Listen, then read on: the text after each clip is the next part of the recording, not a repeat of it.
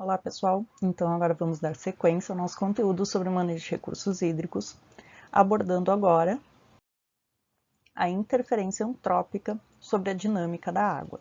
A gente vai dar uma pincelada, né, de que formas o ser humano interfere no ciclo e que consequências isso pode trazer para o próprio ser humano, mas esses assuntos serão abordados com um pouco mais de profundidade ao longo do semestre. Então a ideia agora é ter uma ideia geral, né, dessas interferências.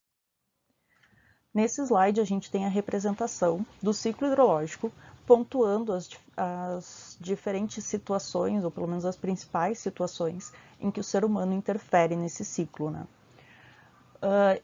Os últimos séculos, né, eles têm sido chamados, inclusive, de antropoceno, porque a interferência humana, né, a ação humana sobre a superfície terrestre, ela está tão intensa que está modificando rapidamente as características superficiais, as características da dinâmica superficial da Terra, né?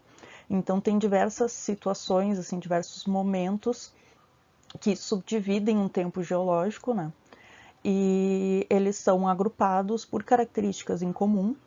E este período que nós vivemos agora está sendo chamado já, está sendo aceito que ele seja chamado de antropoceno em função dessa interferência intensa que o homem faz na superfície terrestre, na dinâmica terrestre. Tá? Então aqui a gente tem o ciclo hidrológico e essa movimentação da água, essas trocas de fases, né, pelo mundo, e mostrando, né, locais, os principais locais de interferência humana, como por exemplo aqui a agricultura, né, tanto no uso da água para a irrigação, né, o manejo da água para a irrigação, como na utilização de fertilizantes, pesticidas, né, que pode poluir tanto as águas superficiais como subsuperficiais, lançamento de esgotos e efluentes, né, domésticos, industriais, a construção de barragens para hidrelétrica, né, que interfere na dinâmica do rio e nos ecossistemas relacionados ao rio. Poços, né, inúmeros poços de extração de água subterrânea que acabam desequilibrando essas trocas, né, superficial, subterrâneo. Emissões de carbono, tá, que acabam alterando toda a dinâmica climática. O uso doméstico, né, grandes aglomerações de pessoas em locais, né, concentradas em determinados locais, demandando muito uso de água, né, a população urbana em geral, ela utiliza muito mais água e recursos do que uma pessoa da população rural, tá? Por uma questão dos hábitos de vida, né, e das características que o espaço urbano tem. E aqui outra situação que eles colocam também é a questão do transporte marítimo, né? Para que a água é captada em algum local e é lançada em outro, né? Isso também pode causar desequilíbrios, tanto térmicos na água, né? Eu até comentei com vocês em outra aula de outras formas de energia também exigem muita água para resfriamento, não só a hidrelétrica, né? Então, por exemplo, usinas nucleares, em geral, elas são construídas próximos à linha de costa, no caso do Brasil, construído numa ilha, né, Angra dos Reis, e o lançamento das águas aquecidas no mar cria spots térmicos, né, locais onde a água mais aquecida é jogada e isso acaba interferindo no ecossistema. E em grandes concentrações, como por exemplo usinas de dessalinização na Austrália, elas também lançam água extremamente salgada e a temperaturas um pouco mais elevadas no fundo oceânico. Isso também causa desequilíbrios e esses desequilíbrios podem, por fim, né, gerar alterações nas correntes marítimas e provocar outras alterações que não só afetando a vida, né, dos seres humanos que vivem, dos seres humanos, da biodiversidade que vive naquelas águas.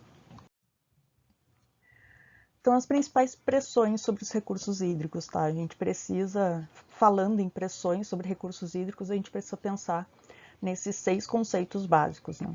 Um é a disponibilidade hídrica, o outro é o acesso à água potável, outro é o estresse hídrico, a degradação das águas, as consequências da degradação dessas águas e também os desastres naturais associados. Então, o que é a disponibilidade hídrica? É o quanto de água determinada região recebe, né? Porque dentro do ciclo hidrológico, as áreas continentais recebem água da onde? Da onde vem a água, né, nas áreas continentais? A tendência é que, em função da gravidade, toda a água vá para o oceano, se concentre lá naquele grande bacião, que é a parte mais baixa do planeta, e fique lá. O que joga a água para as áreas continentais de novo? São, né, as nuvens, né, o sistema, o ciclo hidrológico permanece jogando a água para as áreas continentais. Mas essa distribuição é desigual, né? Tem áreas que recebem mais água, tem áreas que recebem menos água, recebem mais chuvas e recebem menos chuvas. Tem áreas que têm mais condições de acumulação ou de segurar essas águas e outras áreas, essas águas escoam rapidamente em direção ao oceano novamente. Então, tem áreas que conseguem segurar essas águas e tem áreas que perdem essas águas rapidamente, ou por evaporação ou por escoamento. Então, a disponibilidade é o quanto de água tem no local, né? O volume de água disponível para uma população, para uma comunidade que queira se instalar naquele local. Então, tem maior disponibilidade hídrica, onde há maior precipitação, alimentando rios e lagos, e há maiores condições de armazenar, de segurar essas águas nessas regiões. E vai ter menor disponibilidade hídrica, onde o clima é mais seco, as taxas de evaporação são maiores e a possibilidade, as características geomorfológicas também vão fazer com que essas águas escoam rapidamente para longe do local. Então, com isso, a gente tem uma desigualdade muito grande, né? Lugares como, por exemplo, o Canadá, que tem muita disponibilidade hídrica, né, de chuvas, tem grandes lagos, lagos naturais e lagos construídos, mas tem muitos lagos naturais que armazenam essa água, né, de uma forma natural, além das geleiras, que também armazenam água doce, né, de uma forma natural. Então, tem países, né, com maior disponibilidade hídrica, países com menor disponibilidade hídrica. Então, tem regiões bem deficientes em água, né, em toda aquela região do Oriente Médio, Saara, a Ásia subtropical, né. E tem outro conceito que a gente pode conversar também, que é o estresse hídrico, que é basicamente essa relação da disponibilidade de água de um local com o uso que se faz dessa água. Então, uma região ela pode ter alta disponibilidade, pode ter uma disponibilidade de água razoável, pelo menos, né? E nesse local se instala uma população, essa população cresce muito, os usos da água aumentam, tem agricultura, tem indústria, tem hidrelétrica, tem abastecimento urbano intenso, porque tem muita gente concentrada no mesmo local. E isso acaba causando um estresse hídrico. Ou seja, tinha disponibilidade de água, mas os usos aumentaram tanto que essa água já não é mais suficiente. Isso é uma situação de estresse. Então, a situação de estresse é muito comum de ocorrer onde tem baixa disponibilidade hídrica, mas onde tem disponibilidade hídrica também pode ocorrer em função dos usos que se faz dessa água. Assim como locais de baixa disponibilidade hídrica podem não sofrer tanto por ter pouco uso, por serem pouco ocupadas, né? Então não há conflitos. Então, locais assim onde tem maior pressão sobre as águas, né? Sudoeste dos Estados Unidos, sul da Europa, a Ásia Meridional, né? São locais onde tem muita concentração de pessoas e muitas atividades econômicas e nem sempre a disponibilidade hídrica atende essa demanda, né? A Índia, por exemplo, ela está sendo um exemplo mundial das questões de debate sobre essas questões de segurança hídrica. Outro exemplo, o norte da África, Médio Oriente, né? São locais de clima seco, onde tem grande concentração populacional e uso intenso. Então, associa aí uma disponibilidade hídrica relativamente mais baixa e um uso da água relativamente intenso. Então, não tem água suficiente para atender todos os usos necessários, gera uma situação de estresse. Então, a disponibilidade hídrica está mais relacionada com ter água, né? Ter água disponível, enquanto o estresse hídrico é aquela situação de o quanto está faltando de água numa região. Então aqui tem um mapa relativamente recente, aqui de 2019, tá? Mostrando, né, esse parâmetro global de estresse hídrico. O Brasil aqui, em geral, ele tem uma situação de baixo a médio estresse hídrico, né? Mas tem regiões, como toda a região do Saara, Oriente Médio, Índia, né? Toda essa região aqui. E os países da América Central aqui, né? México e alguns outros países da América Central têm essa situação, né? De estresse hídrico alto. Na Austrália, por exemplo, né, tem pontos onde é mais crítico. Boa parte da Austrália é um deserto e vocês podem ver assim que aparece o estresse hídrico é médio, baixo a médio, né? Semelhante ao Nordeste brasileiro, por exemplo. Mas é uma relação da população, né? São locais onde a população não ocupa muito, então apesar de não ter disponibilidade de água, não é uma situação de estresse, entendeu? Então, este outro exemplo aqui também, né, é de um atlas, de um relatório de questões globais ambientais, né, da UNEP, que é o órgão das questões ambientais da ONU, mostrando locais, né, em cinza não foi estimado, mas locais onde existe escassez de água baixa ou insignificante, né, que são as áreas verdes. Essas áreas em azul, assim, que é um azul mais celeste, são locais de escassez física, né? Então, está faltando água, está faltando fisicamente água. O azul mais claro ali significa que está se aproximando dessa escassez física. E o azul escuro são situações de escassez econômica de água.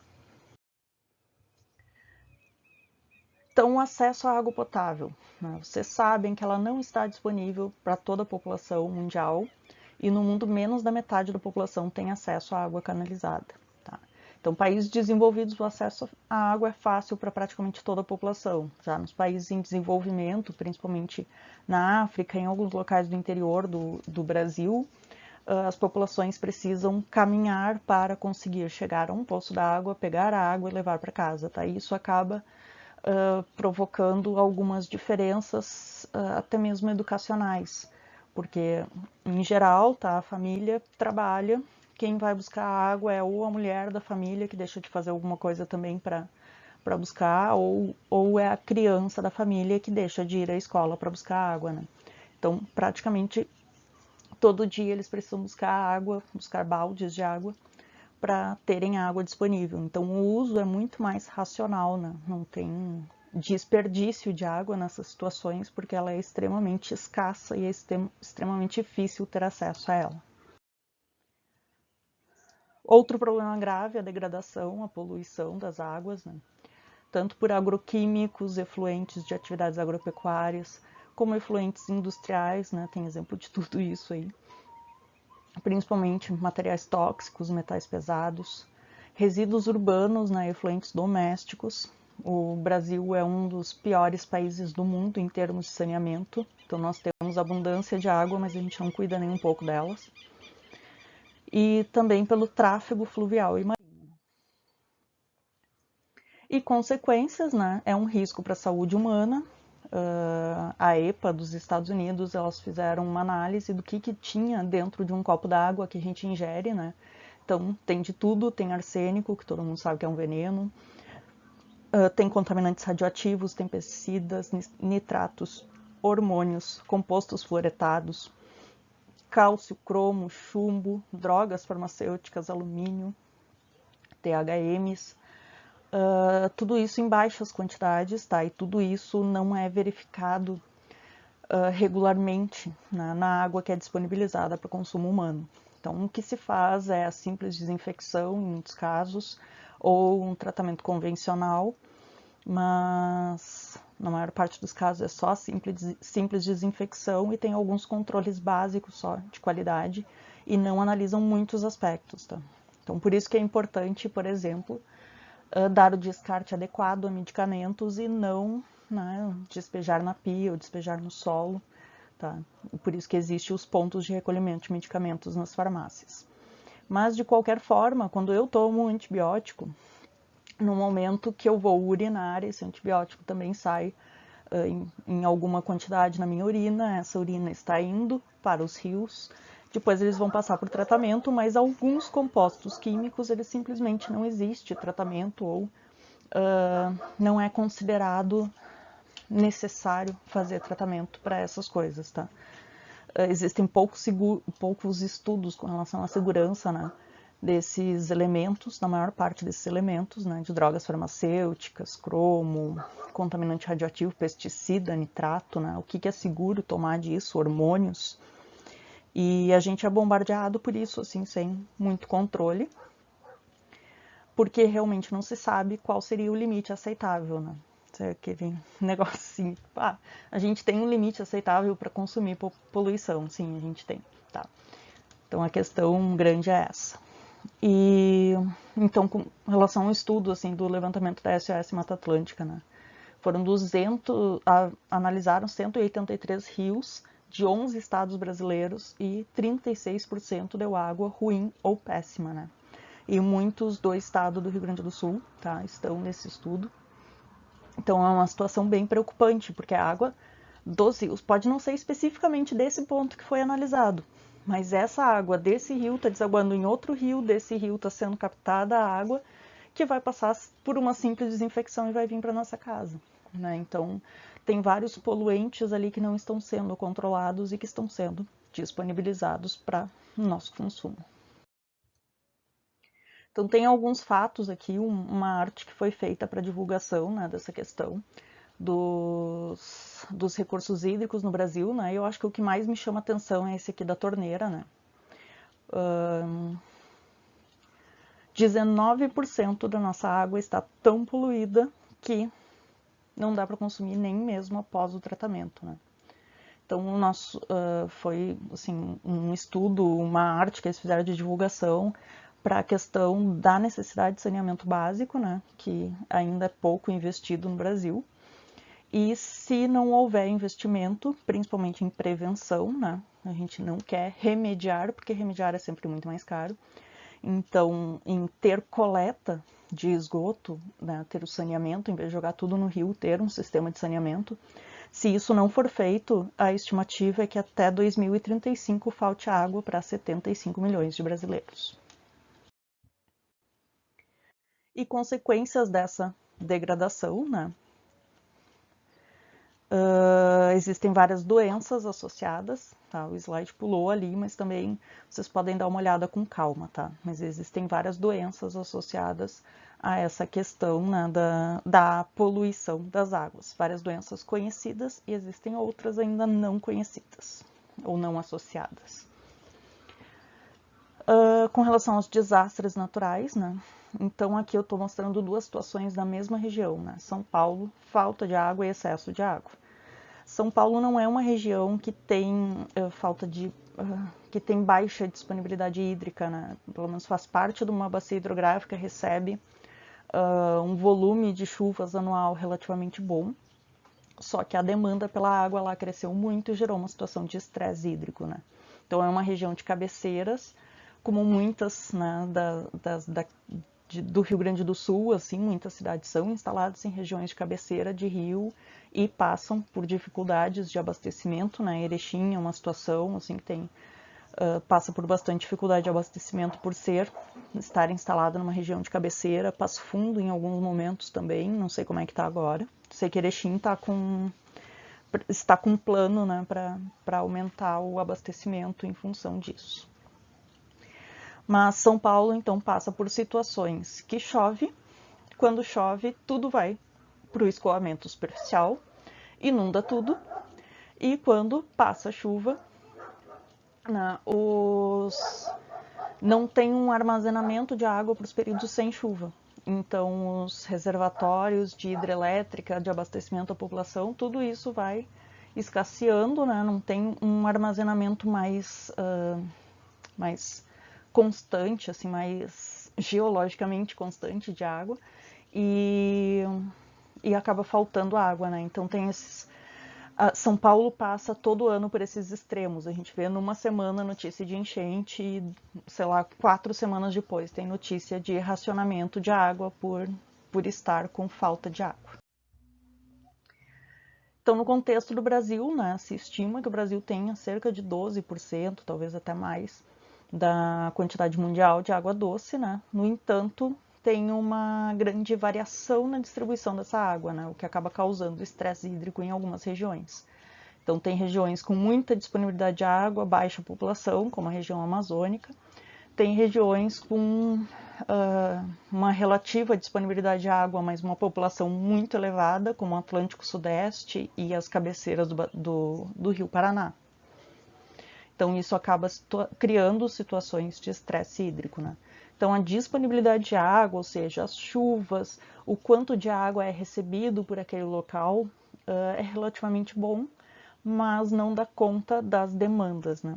E tem locais que são mais secos, né, ou que tem uma instabilidade maior na distribuição de chuvas ao longo do ano, mas que, em geral, essas regiões elas são abastecidas pelo lençol freático, né? Então, desde que haja um equilíbrio nos padrões de chuva e de infiltração, essas regiões recebem água, né, através de poços, e a vegetação se mantém através da água subterrânea. E, bom, no Brasil, então, um dos principais conflitos tem sido a relação entre o uso do solo e a preservação dos recursos naturais, né, incluindo a água. Então, a urbanização e a agricultura têm sido os principais usos dos solos que afetam os rios do Brasil, né?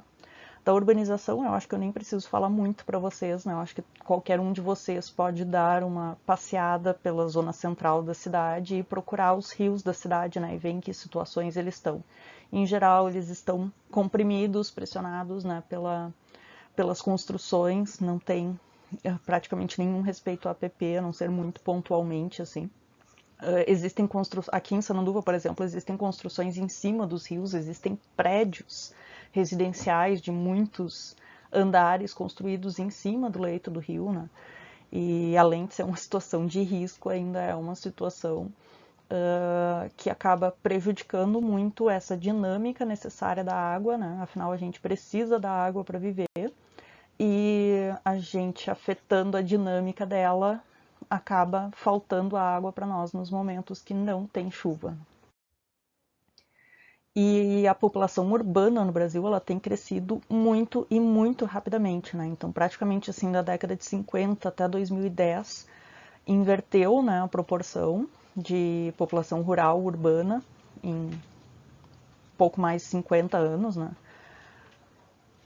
E a gente tem praticamente 90% da nossa população vivendo em espaços urbanos, e esse crescimento dos espaços urbanos se deu de uma forma muito rápida e muito pouco planejada, né? Então, a urbanização ela se deu e continua se dando em áreas inadequadas. E isso também aumenta a pressão sobre os recursos hídricos no Brasil, né? Então aqui tem várias situações, né? Um mapa da Agência Nacional de Águas de 2015, mostrando os graus de criticidade dos rios, né? Com relação a essa pressão, com relação ao estresse hídrico sofrido pelos rios, né? Então esses rios que estão marcados em vermelho, por exemplo, são os mais críticos. Os que estão marcados num azul mais escuro são aqueles mais em situação mais estável, né? Menos crítica. E também com isso acaba aumentando a percepção com relação aos problemas ambientais, né, das pessoas, e algumas das coisas que têm sido muito percebidas pelas pessoas é a questão das águas, né, poluição dos rios, o desperdício de água, né, a falta de água, a falta de disponibilidade de água, situações de estresse hídrico, né. Para os agricultores aqui da região, por exemplo, os eventos de escassez de água que têm dado prejuízo nas produções, eles têm sido cada vez mais frequentes, né? Então isso tem sido um motivo de preocupação e uma questão de planejamento tanto dos comitês de bacias hidrográficas como dos órgãos governamentais, né? De tentar achar soluções para uma segurança hídrica maior para enfrentar essas situações, né? E as mudanças no clima também, né, que elas aparecem pouco percebidas, mas esse aqui é um estudo de 2012, se eu não me engano, mas foi o último assim que foi realizado pelo governo, né, do Ministério do Meio Ambiente. E acredito até que esse panorama já teve alguma alteração, né, mas eu acho que é interessante a gente pensar nessa questão de como a opinião pública percebe os problemas ambientais, né. Então, desmatamento de florestas, poluição dos rios, poluição da água e do ar, resíduos sólidos e desperdício de água. Então, assim, desmatamento, qualidade do ar, qualidade da água. E resíduos sólidos têm sido os principais problemas, né? E eu acho que, embora acredito que tenha tido algumas mudanças ali nos últimos 10 anos, eu acho que esses 4 aspectos continuam, assim, sendo os principais na mente das pessoas, embora possa ter mudado um pouco a ordem, a proporção de importância dada a eles, né? Mas esses são os principais aspectos que influenciam na opinião pública, né, a respeito das questões ambientais. E aí, falando em mudanças climáticas, né, eu acho que é importante a gente conversar sobre isso, né, porque afeta muito a questão climática e, consequentemente, vai afetar muito a segurança hídrica com relação a essas questões agrícolas, né, e a importância que a água tem nas questões agropecuárias. Então, é uma coisa bem fácil de pensar, né? Se aumentou a temperatura, vai aumentar a evaporação, tá? Então, vai aumentar a evaporação tanto nos continentes como nos oceanos, tá? E conforme o ar esquenta, a capacidade do ar de reter o vapor da água também aumenta. Então, o volume de água carregada pelas nuvens vai ser maior, isso dá chances maiores de precipitações intensas, né, de eventos extremos, né, de tempestades muito intensas. Essas tempestades mais intensas aumentam o risco de situações de erosão, né, que é interessante para a agricultura a gente falar nisso, aumenta o risco de erosão, também aumenta o risco de deslizamentos e inundações. E a maior parte dessa água, né, principalmente se chover, tiver uma precipitação muito intensa, a maior parte dessa água vai escoar rapidamente pela superfície dos córregos e rios. Então infiltra muita pouca água, fica muita pouca reserva de água para os períodos menos chuvosos. Se a precipitação é muito intensa, a tendência não dá tempo de infiltrar, não dá tempo para o território reter essa água, né? Então acaba escoando muito, a maior parte dessa água acaba escoando superficialmente, saindo para fora da região, né? E sem reter ela, sem guardar ela para os períodos menos chuvosos. Então, esses fatores, combinados com o aumento da temperatura, né, vai aumentar a evaporação, está diminuindo a reserva de água para períodos menos chuvosos, então isso aumenta o risco de secas e estiagens, e é um aspecto que vocês, né, como agrônomos, devem estar atentos. Então, esse gráfico, eu assisti uma palestra hoje de manhã, inclusive, que o palestrante abordou este gráfico, né? Então eu fiz questão de inserir ainda na apresentação, porque eu achei ele bem interessante, tá? Ele está mostrando o aumento da temperatura, né? Então essas áreas mais claras são aquelas que tiveram um aumento de temperatura menos significativo, as áreas roxas são aquelas que tiveram um aumento de temperatura maior, superior a 3 graus, aumento da temperatura média anual, tá? De 2001 para cá. Não, de 1901 até 2012. Tá? Então, de 1901 até aqui. E vocês podem observar, então, tem regiões que esquentam muito mais do que outras, tá? Notadamente, continentes esquentam mais do que áreas oceânicas, tá? Já era esperado, né? Porque as rochas retêm mais calor, elas têm uma transmissibilidade térmica menor, então isso já era esperado. Mas mesmo dentro das áreas continentais tem variações, né? Tem locais que sofreram um aumento da temperatura média maior do que outros, tá? E pensando aqui no Brasil, né? Vocês podem ver ali, por exemplo, tem lugares do Nordeste brasileiro ali que já se aqueceram em torno de 2 graus, 2 graus e meio, né? tiveram um aquecimento superior a 2 graus Celsius, superior a 1,5, 2 graus Celsius. E tem regiões que aqueceram menos. Parte do Ártico, lá no topo, já se aqueceu mais de 3 graus Celsius. Né? A temperatura média anual já subiu mais que 3 graus Celsius. Enquanto isso, tem outras partes aqui, se vocês podem olhar pelo oceano, aqui tem algumas manchinhas em azul aqui, então são áreas que inclusive resfriaram. Né?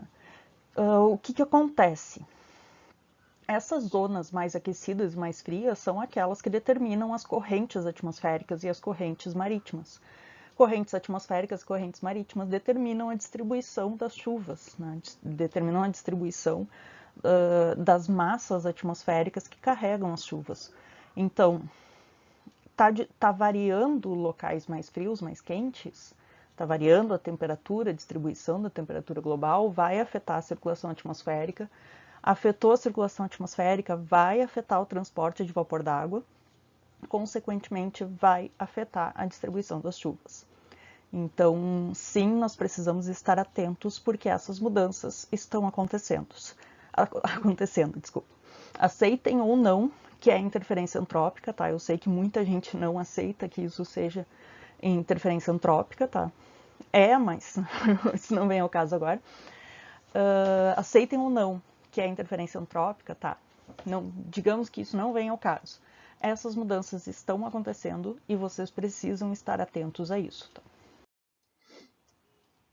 Então, aqui, né, tem essa relação, agora mais especificamente na América do Sul, entre 81 e 2010, que tem registro de várias estações e foi feita a modelagem, né, da variação. Aumentos de temperatura, tá? Então, por exemplo, no Rio Grande do Sul, ali, a maior parte das regiões tem uma anomalia de temperatura, aproximadamente aumentou 1 grau Celsius nessas 2, 3 últimas décadas, tá? E também ali no gráfico B está mostrando a distribuição das chuvas, né? E como variou essa distribuição das chuvas. Então, tem locais que estão recebendo mais chuvas, tem locais que estão recebendo menos chuvas.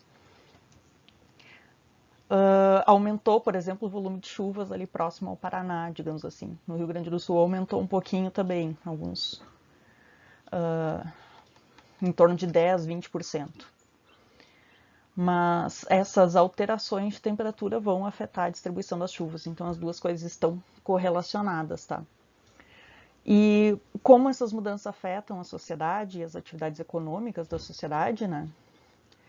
Bom, a gente pode pensar que o agronegócio corresponde a 26% do PIB brasileiro, né? Isso é uma parcela significativa e ela está em crescimento nas últimas décadas. Então, a tendência é que esse PIB ainda aumente, né? Essa participação do agronegócio na economia do país ainda aumente, porque está numa tendência crescente há várias décadas. Desse PIB do agro, 68% agricultura, 32% pecuária. E a energia elétrica brasileira, ela depende atualmente 65% de hidrelétricas. Tá? Então, vamos afetar a temperatura e regime de chuvas, o que vai acontecer, né? Então, toda a questão industrial e agro do país, ela está sustentada pelo nosso regime hídrico. A gente precisa, sim, estar preparado para essas mudanças, tá? Então, essa é a mensagem que eu tinha que passar para vocês hoje e fico à disposição para tirar dúvidas.